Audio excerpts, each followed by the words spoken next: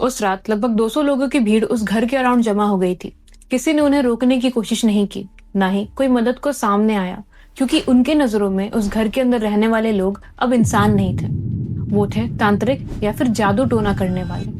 ये कहानी 1800s की नहीं बल्कि 2025 के बिहार की है, जहां अंधविश्वास ने इंसानियत की जगह ले ली और सच को मौत के घाट उतार दिया गया। Hi guys, I am Sakshi and you are watching Crime Cosmos. दिन था 7 जुलाई 2025। एक 16 साल का सहमा हुआ लड़का पुलिस के सामने बैठा था, आंखों में सिर्फ डर और खौफ, मानो उसकी आंखें ही पिछली रात की भयानक कहानी बयां कर रही थी। उसने पुलिस को बताया कि कैसे पूरे गांव ने मिलकर उसके ही सामने उसकी पूरी फैमिली को जिंदा जला दिया। इस हीनियस क्राइम के पीछे का सच जानकर आप भी ये सोच में पड़ जाएंगे कि क्या हम सच में मॉडर्न इंडिया में रहते हैं। Let's explore the chilling case of Purnia witchcraft, also known as the Purnia killings. Tetgama गांव बिहार के पूर्णिया डिस्ट्रिक्ट में बसा हुआ है, जो पूर्णिया टाउन से 11 किलोमीटर की दूरी पर है। यहाँ टोटल 22 फैमिलीज रहती हैं और यहाँ की जिंदगी कैसी चलती है इसकी भी एक अलग स्टोरी है। गांव में मिट्टी के घर, छोटी गलियां और एक सिंपल लाइफ बसती है, जहाँ आज भी लोग अपने ट्रेडिशनल काम और रिवाज को प्राउडली निभाते हैं।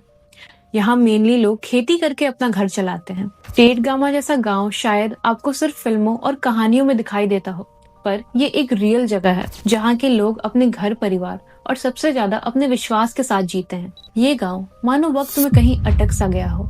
इस गांव में ना तो प्रॉपर एजुकेशन है और ना ही हेल्थ केयर फैसिलिटी, जहाँ मोस्टली बच्चे बाल मजदूरी करते हैं और यहाँ के लोग डॉक्टर्स की जगह तांत्रिक और ओझाओं की बात ज्यादा मानते हैं। अगर कोई बीमार पड़ जाए तो इलाज नहीं, झाड़ फूक होता है। इसी लैक ऑफ अवेयरनेस और अंधविश्वास से एक पैरानॉइड भावना ने जन्म लिया, जादू टोना या विच क्राफ्ट का डर। और जब ये डर बढ़ता है और किसी का दुख भारी नफरत में बदल जाता है, तब नतीजा सिर्फ तबाही ही हो सकती है। इस गांव में मेनली लोग उरांव ट्राइबल कम्युनिटी से बिलोंग करते हैं और इसी गांव में रहती थी एक सिंपल सी फैमिली जो साधारण लाइफ जीते थे। परिवार की हालत ठीक थी और इनके बीच प्यार बहुत गहरा था। इस फैमिली की हेड मेंबर थी 71 ईयर ओल्ड काटो उरांव। रिपोर्ट्स में कई जगह काटो उरांव को काटो देवी के नाम से जाना जाता है, इसलिए इस वीडियो में भी हम उन्हें काटो देवी कहेंगे। काटो देवी एक विधवा थी और इस घर में सबसे बुजुर्ग थी। काटो देवी का बड़ा बेटा बाबूलाल उरांव और उसकी वाइफ सीता देवी भी उसी घर में रहते थे। साथ ही रहते थे बाबूलाल और सीता का बेटा मंजीत और उसकी पत्नी रानी देवी। और सीता और बाबूलाल का छोटा बेटा, फैमिली का youngest member 16 year old Sonu Kumar, जिसका इस केस को सबके सामने लाने में सबसे बड़ा रोल था। ये सभी लोग बाकी गांव वालों की तरह ही मेहनती थे और खेतों में काम करके अपने बच्चों के लिए बेहतर फ्यूचर की उम्मीद रखते थे। लेकिन इन लोगों ने सोचा भी नहीं था कि इनकी सिंपल और शांति से भरी जिंदगी एक ऐसी वजह से चकनाचूर होने वाली है जो एग्जिस्ट ही नहीं करती। रामदेव उरांव उसी गांव में रहने वाला एक आम किसान था जो उरांव ट्राइबल कम्युनिटी से ही बिलोंग करता था। गांव के सभी लोग उसे अच्छे से जानते थे। कुछ दिन पहले रामदेव की लाइफ में एक बड़ी ट्रेजेडी हुई। रामदेव का 8 साल का बेटा बुरी तरह से बीमार पड़ गया। 3 दिन पहले ही उसके गांव के ओझा नकुल उरांव के पास इलाज कराने के दौरान डेथ हो गई। रामदेव के ऊपर मानो दुख का पहाड़ टूट चुका था। गांव के ओझा नकुल उरांव ने बताया कि उसके बेटे की अननेचुरल डेथ की वजह काटो उरांव और उसकी बहू सीता उरांव है, जिन्होंने उसके बेटे पर काला जादू किया है। ये बात एक आम इंसान नहीं मानता। रामदेव उस वक्त दुख से गुजर रहा था। गांव के ओझा नकुल उरांव की बात अब उसके दिमाग में बैठ गई थी। रामदेव अपने बेटे की मौत का शोक मना ही रहा था कि उसी वक्त उसका भतीजा सुनील भी बुरी तरह से बीमार पड़ गया और रामदेव को ये लगने लगा कि इन सब के ही पीछे काटो देवी और उसकी फैमिली है। धीरे धीरे ये अफवाह पूरे गाँव में फैल गई और सबको ये लगने लगा कि गाँव के सभी दुखों का कारण काटो उरांव और उसकी फैमिली है। धीरे धीरे इसी डर और अफवाह ने पूरे गांव को एक ऐसे अंधविश्वास में डाल दिया जहां इंसानियत और अपनेपन की जगह नफरत और खौफ ने ले ली। फिर आया वो दिन जब टेटगामा गांव ने इंसानियत की सभी हदें पार कर दी। 6 जुलाई 2025 की वो भयानक रात। गांव में अंधेरा फैला हुआ था, बट जमीन पर उससे भी गहरा अंधेरा था। काटो देवी और उनका परिवार रात के खाने के बाद सोने की तैयारी में लगा हुआ था जब उन्होंने भीड़ को अपनी ओर आते महसूस किया। अकॉर्डिंग टू सम रिपोर्ट्स, उस रात 150 से 200 लोग अपने घरों से निकलकर काटो उरांव के घर की तरफ बढ़ रहे थे। उनके हाथों में डंडे और शार्प वेपन्स थे। सबसे आगे चल रहा था रामदेव उरांव और उसके गोद में था उसका बीमार भतीजा सुनील। रामदेव के साथ चल रहा था ओझा नकुल ओरांव, जो कंटिन्यूअसली कुछ मंत्र पढ़े जा रहा था। हर एक वर्ड के साथ भीड़ का गुस्सा पागलपन में बदल रहा था। सभी लोगों ने काटो देवी के घर को चारों तरफ से घेर लिया। सबकी आंखें नफरत और गुस्से से भरी हुई थी। मंत्र पढ़ते पढ़ते अचानक ओझा रुकता है और चिल्लाकर कहता है कि काटो ओरावन और सीता ओरावन ही वो दोनों हैं जिन्होंने पूरे गांव पर काला जादू किया है। बस यही वो समय था जब गांव की इंसानियत की आखिरी सांस भी टूट गई। किसी ने कुछ नहीं पूछा, ना ही कोई प्रूफ मांगा। बस एक झूठे डर ने पूरे गांव को शैतान में बदल दिया। गांव वाले काटो ओरावन के घर में घुस गए और सबको डंडों से मारने लगे। सीता ओरावन उस वक्त अपने बेटे सोनू के साथ पासी के गांव में अपनी मायके गई हुई थी। उसे भी मैसेज भिजवाकर तुरंत बुलवाया गया और कहा कि अगर वो अपनी फैमिली को जिंदा देखना चाहती है तो जल्द से जल्द घर वापस आ जाए। उन्होंने 71 साल की काटो देवी को घसीटकर घर से बाहर निकाल दिया और उसके सामने बीमार सुनील को लेटाकर उसे आधे घंटे का समय दिया और कहा कि अगर उसने आधे घंटे के अंदर उसे ठीक नहीं किया तो वो लोग उसे जिंदा जला देंगे। अब क्योंकि जादू टोने वाली बात महज एक अंधविश्वास थी, आधा घंटा बीत जाने के बाद भी जब सुनील की हालत में कोई सुधार नहीं आया, तब गांव वालों ने दरिंदगी की सारी हदें पार कर दी। काटो और सीता देवी को बुरी तरह से असॉल्ट किया गया। जब मंजीत और बाबूलाल उन्हें बचाने के लिए आए, तब उन्हें भी डंडों से बुरी तरह पीटा गया। भीड़ ने मंजीत की वाइफ रानी देवी को भी नहीं छोड़ा। इट्स लाइक भीड़ अब अपने होश में नहीं थी। उन्होंने इंसानियत का रूप छोड़ एक राक्षस का रूप अपना लिया था। इन सब के बीच भीड़ से बचकर सोनू एक अंधेरी जगह पे जाकर छुप गया और उसके सामने होने वाली सारी मंजर को उसने अपनी आंखों से विटनेस किया, जो किसी नाइटमेयर से कम नहीं था। उसकी पूरी फैमिली को इतनी बुरी तरह से मारा गया कि अब वो लोग अधमरे हो चुके थे। फिर उन्हें घसीटकर उनके घर से कुछ दूर ले जाया गया, जहां उन्हें एक साथ बांधकर उन पर पेट्रोल छिड़ककर उन्हें आग के हवाले कर दिया गया। रिपोर्ट्स के अकॉर्डिंग जब उन्हें आग के हवाले किया गया तब वो सभी लोग जिंदा थे।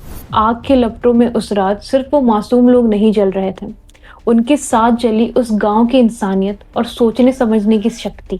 सुबह होने से पहले ही उनकी जली हुई बॉडीज को एक बोरे में डालकर ट्रैक्टर से कुछ दूर ले जाकर गांव के तालाब के पास फेंक दिया गया। और जब पूरी गांव को लगा कि उन्होंने अपने गांव को इंसाफ दिला दिया है, तब एक छोटा बच्चा सोनू अपनी पूरी ताकत से भाग रहा था, अपने परिवार को असली इंसाफ दिलाने के लिए। उसके हर कदम पर डर था, पर साथ ही थी सच को सबके सामने लाने की एक जिद। सोनू पूरी रात भागता हुआ दूसरे गांव में अपनी नानी के घर पहुंचा। उसकी आंखों में अब भी पिछली रात का डर था, जहां उसने अपनी पूरी फैमिली को नफरत की आग में जलते हुए देखा था। उसने अपने रिलेटिव्स और आसपास के सभी लोगों को सारी सच्चाई बता दी। And finally on the next day on 7 July 2025 Sonu ने पुलिस कंप्लेंट फाइल कर दी। जब पुलिस टेटगामा गांव पहुंची तब मानो ऐसा लग रहा था कि वक्त रुक सा गया हो। गलियां खामोश थी, पूरा गांव वीरान था। ऑलमोस्ट सारी पॉपुलेशन गांव छोड़कर भाग चुकी थी। कुछ लोग बचे भी थे तो उन्होंने भी कुछ भी बताने से मना कर दिया, मानो वो कुछ जानते ही ना हो। क्राइम सीन की कंडीशन और भी हॉरिफिक थी, जहां अब सिर्फ राख के ढेर ही बचे थे, पर गांव के हर एक कोने में जुर्म के निशान साफ थे। जब पुलिस सोनू के बताए हुए जगह पर पहुंची जहां उन बॉडीज को डंप किया गया था, तब मंजर और भी ज्यादा खतरनाक था। बॉडीज की हालत इतनी बुरी थी कि आइडेंटिफिकेशन भी मुश्किल थी। ये पहचान पाना भी मुश्किल था कि वो बॉडीज किनकी है। सोचिए, टेटगामा गांव से पुलिस स्टेशन सिर्फ 7 किलोमीटर की दूरी पर है, फिर भी पुलिस को इस इंसिडेंट के बारे में पता चलने में 11 घंटे लग गए। इसको एड्रेस करते हुए डिस्ट्रिक्ट मजिस्ट्रेट अंशुल कुमार ने कहा कि कहीं ना कहीं ये सिस्टम की कमी है और ये सिस्टम का फेलियर है। उन्होंने एक हाई लेवल इंक्वायरी सेटअप किया और इस इंसिडेंट को डीपली स्टडी करने का ऑर्डर इशू किया। Moreover, a special investigating team was form, जिससे पूरी कॉन्स्पिरेसी का सच सबके सामने आ सके। एफआईआर में सिर्फ 23 लोगों के नाम मेंशन्ड हैं, but according to some reports और आई विटनेसेस, उस रात भीड़ की स्ट्रेंथ 150 से 200 के बीच थी। पुलिस ने इस केस के प्राइम अक्यूज्ड नकुल ओरांव और रामदेव ओरांव को भी अरेस्ट कर लिया। काला जादू, तंत्र मंत्र या डायन प्रथा एक ऐसी अंधविश्वास भरी सोच है जो कई पीढ़ियों से लोगों के जहन में बैठी है।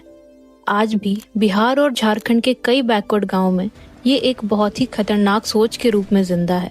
अक्सर ये विचक्राफ्ट एलिगेशंस उन औरतों पर लगते हैं जो या तो अकेली होती हैं या जिनके पति इस दुनिया में नहीं होते हैं। और जिनके पास जमीन और प्रॉपर्टीज होती है। पहले उन्हें डायन कहा जाता है और फिर उन्हें बेरहमी से मार दिया जाता है और उनके मरने के बाद उनकी सारी प्रॉपर्टीज को कैप्चर कर लिया जाता है। ये स्पेशली उन जगह पर होता है जहाँ एजुकेशन और हेल्थ केयर फैसिलिटीज की कमी होती है, जहाँ लोगों को मैनिपुलेट करके अंधविश्वास फैलाना बहुत इजी हो जाता है। ये मैं इसलिए कह रही हूँ क्योंकि शायद ये केस इस मैल प्रैक्टिस का प्राइम एग्जाम्पल है। पेटगामा गाँव के पास में हाल ही में एक नेशनल हाईवे कंस्ट्रक्ट हुआ था, जिसकी वजह से वहाँ की जमीनें अब कीमती हो गई थी। ये वही जमीनें हैं जहाँ बाबूलाल उरांव और काटो उरांव का घर था। अकॉर्डिंग टू द रिपोर्ट्स, उनके पास घर और खेती के लिए 5 बीघा जमीन थी, जो धीरे धीरे लैंड ब्रोकर्स और प्रॉपर्टी माफियाज की नजर में आ गई थी। उन्हीं ब्रोकर्स में से एक था नकुल उरांव, इस केस का प्राइम अक्यूज्ड, जो कि एलिजेडली एक प्रॉपर्टी ब्रोकर था। नकुल उरांव ने ओझा के रूप में पूरे गांव में एक अंधविश्वास फैलाया और सबकी नजरों में काटो उरांव और उसकी फैमिली को तांत्रिक प्रूव कर दिया और फिर उन्हें मैनिपुलेट कर वही करवा लिया जो वो करवाना चाहता था। विक्टिम्स के रिलेटिव्स और पुलिस का भी यही कहना है कि अंधविश्वास की बात महज एक दिखावा था, जो कि नकुल उरांव ने रचा था अपनी असली मकसद को छुपाने के लिए। हावेवर, ये एंगल अभी ऑफिशियली प्रूव्ड नहीं है, पर इस केस की गहराई को समझने के लिए इसे कंसिडर करना जरूरी है। एट द एंड अगर हम सोचें, क्या इसे रोका जा सकता था? टेटगामा जैसा गांव सिर्फ झारखंड और बिहार तक सीमित नहीं है। ये देश के उन कोनों के पिक्चर्स हैं जहां आज भी ना तो प्रॉपर हेल्थ केयर फैसिलिटीज हैं, ना एजुकेशन सिस्टम, ना ही सोचने समझने की शक्ति और ना ही सच और झूठ को पहचानने का मौका। हमें ऐसा लगता है कि आखिर लोग ऐसी चीजों पर आज के जमाने में भी भरोसा कैसे कर सकते हैं, बट ये सच्चाई है। नेशनल क्राइम रिकॉर्ड्स ब्यूरो के अकॉर्डिंग ईयर 2000 से 2016 के बीच करीब 2500 लोगों ने इस विचक्राफ्ट एलिगेशंस की वजह से अपनी जान गंवाई है। और ये तो सिर्फ रिकॉर्डेड वैल्यूज हैं, बहुत सारे केसेस तो रिपोर्ट भी नहीं किए जाते हैं। और शायद इस केस में भी अगर सोनू ने करेज ना दिखाई होती और लोगों को सच ना बताया होता, तो इस केस की सच्चाई भी आज लोगों के सामने नहीं आ पाती। ये पूरी तरह से सिस्टम का फेलियर है। अगर उन्हें प्रॉपर फैसिलिटीज दी जाती, डॉक्टर्स अवेलेबल होते, तो गांव वाले इलाज कराने किसी ओझा के पास नहीं जाते और सोच समझकर एक साथ एक सही डिसीजन लेते, तो आज वो मासूम लोग जिंदा होते। आपको क्या लगता है, इस ट्रेजेडी के पीछे आखिर कौन जिम्मेदार था? अपने ओपिनियंस कमेंट सेक्शन में शेयर करिए। मैं हूँ साक्षी और ये था क्राइम कॉस्मोस, जहाँ सच कभी छुपा नहीं रह सकता। Thank you for watching my videos. If you are interested in true crime documentaries, then please इस वीडियो को लाइक एंड शेयर करिए। Also subscribe to my channel Crime Cosmos.